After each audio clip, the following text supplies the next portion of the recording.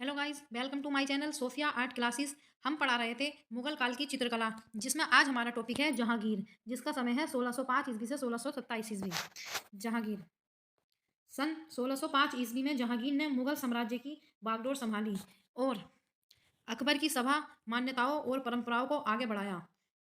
मुगल चित्रकला के इतिहास में जहांगीर का स्वर्ण युग के नाम से प्रसिद्ध है। जहांगीर का काल जो है वो स्वर्ण युग के नाम से प्रसिद्ध है। इसकी माँ हिंदू थी और बचपन में इसका नाम सलीम इसलिए रखा गया क्यों इसका नाम सलीम था।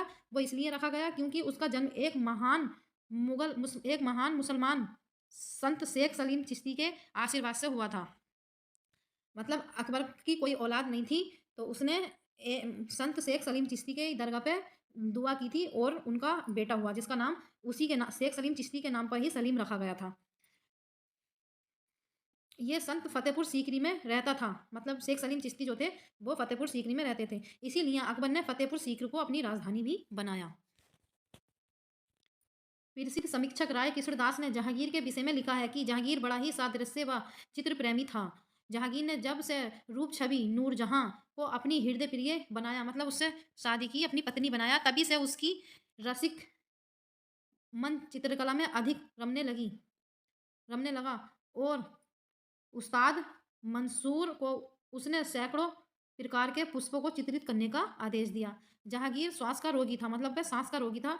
सन 1627 में उसकी मृत्यु हो गई और उसको लाहौर पाकिस्तान में दफनाया गया।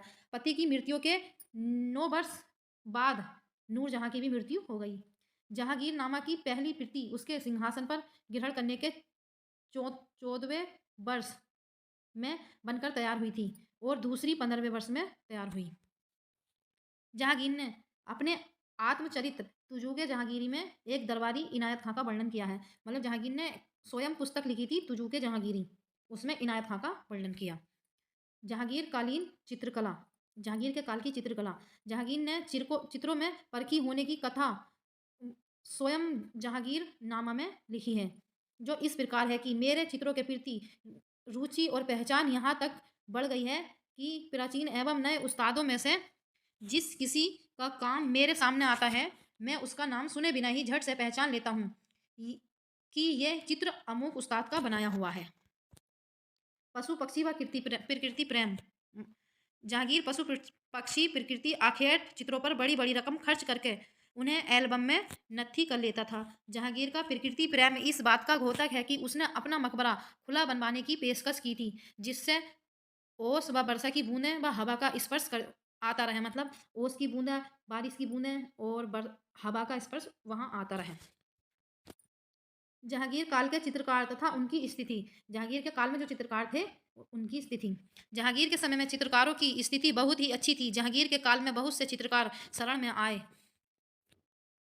उलमाक, फारूक बेग, हिरात का ईरानी, आका रिजा, इस्मार्क, मोहम्मद नादिर, मोहम्मद मुराद, ऐसे ही चित्रकार थे जो सुदूर देश से आए थे, मतलब दूसरे देश से आए थे, दूर से।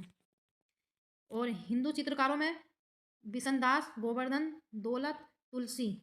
मुस्लिम में उस्ताद मंसूर ही थे। जहांगीर के शासनकाल में महिलाएं भी चित्र अंकित करती थीं, जिनमें साइफा बानो, नादिरा बानो, रुइकम बानो भी प्रमुख थीं। सन 1610 में अन्य चित्र का निर्माण किया, जिसका शीर्षक चिनार वृक्ष पर गिलारियां हैं। सो आज के लिए इतना ही। Thank you. हमारे चैनल को सब्सक्राइब एंड लाइक कीजिए।